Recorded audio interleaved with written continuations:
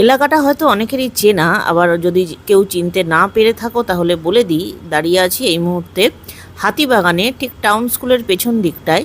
এই চত্বরটা কিন্তু হাতিবাগানের প্রাণকেন্দ্র বলা যেতে পারে, এবং একটা সময় এই জায়গাটা আমার কাছে মানে ভীষণ গুরুত্বপূর্ণ ছিল, কারণ সকাল 11টা 5-এর মধ্যে আমাকে ক্লাসে ঢুকতে হতো। জয়পুরিয়া কলেজে পড়তাম, তো সেই জন্য এই জায়গাগুলো ভীষণ নস্টালজিক আমার কাছে। তো সন্ধে নামার আগে আজকে এসছিলাম একটু কলেজ স্ট্রিটে ঝিনুকের কিছু বইয়ের জন্য, আর এই মুহূর্তে বসে আছি মাদ্রাজ টিফিন, যেটা এখন নিউ মাদ্রাজ টিফিন হয়েছে। তো এটা ছিল আমাদের ক্যান্টিন বলো, রেস্টুরেন্ট বলো, আড্ডা দেওয়ার জায়গা বলো, যাই বলো না কেন, এই মাদ্রাজ টিফিন নিয়ে ভীষণ ভীষণ স্মৃতি জড়িয়ে আছে আমাদের মানে বন্ধুদের গ্রুপে। তো যাদের সাথে অনেকের সাথেই এখন আর যোগাযোগ নেই, আর যা দু একজনের সঙ্গে যোগাযোগ আছে, তারা যদি কেউ এই ভিডিওটা দেখে থাকো রেসপন্স করো।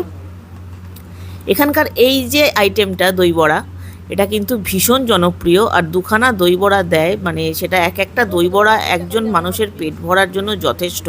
আমরা এখানে 2 প্লেট নিয়ে 3জন খাচ্ছি, মানে এতটাই ওয়েট দই বড়ার। আর একটা জিনিস, এখানকার লস্যি, এই restaurant Madras tiffin new Madras tiffin, এখানে এসে কিন্তু এই দুটো আইটেম অবশ্যই ট্রাই করো যদি কেউ এসে থাকো। মানে এই লস্যিটা কিন্তু সাধারণ দেখতে, কিন্তু অসাধারণ টেস্ট। তো যাই হোক, হাতিবাগানের রাস্তা এবং দোকানপাটগুলো অবশ্যই ভীষণভাবে অ্যাট্রাক্ট করে এতদিন বাদেও। যাই হোক, এখানে যে সোডার বদলে যেটা দেওয়া হয়েছে আমাকে জলের গ্লাস, এর মধ্যে জলজিরা দিয়ে দিয়েছে, মানে ভদ্রলোক বোধহয় বুঝতে পারেননি যে আমরা সোডা ওয়াটার চাইছি, উনি জাস্ট প্লেন জলজিরা শরবত করে দিয়েছেন। তো যাই হোক, ওটা খাওয়া হয়েছে। খাওয়ার পরে আমরা বেরিয়ে গেছি। এই ফার্স্ট টাইম দুপুরবেলা কিন্তু আমরা হেভি লাঞ্চ কিচ্ছু করিনি, যেটুকু তোমাদের দেখালাম সেরকমই খাওয়া দাওয়া হয়েছে।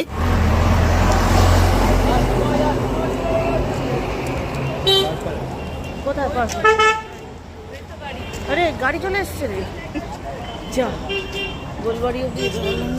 তো সেই জন্য উঠে পড়লাম গাড়িতে। মানে শ্যামবাজার অবধি যাওয়া হলো না, সেটা একটু খারাপই লাগছিল। মানে আমি বলেছিলাম যে আমি শ্যামবাজার অবধি হাঁটবো, আর যে কলেজ স্ট্রিট থেকে শ্যামবাজার টানা হাঁটার প্রোগ্রাম নিয়ে আমরা কিন্তু হেঁটেছি 3জনে, কারণ কলেজ স্ট্রিটে গাড়ি ছিল, সেখান থেকে গাড়ি এসছে। সৌভিক যদিও ড্রাইভিংটা টুকটাক করছে, চালাচ্ছে এখন, কিন্তু আমাদের বাড়ির কাছেই একজন দাদা আছেন দূরে, কলকাতায় এলে আমরা একটু ওনাকে সঙ্গে নিয়েই বেরোই, কারণ ইন কেস কলকাতার রাস্তায় এখনও সৌভিক সেভাবে সড়গড় নয়, যদি প্রয়োজন হয় উনি যাতে একটু হেল্প করতে পারেন। তো দাদাকে অনেক থ্যাঙ্কস, আমাদের জন্য সময় বার করেন উনি। তো যাই হোক, চলো এবার বাড়ি ফেরার পালা। ছোট্ট ভিডিও, আশা করি ভালো লাগবে। Tata, good night.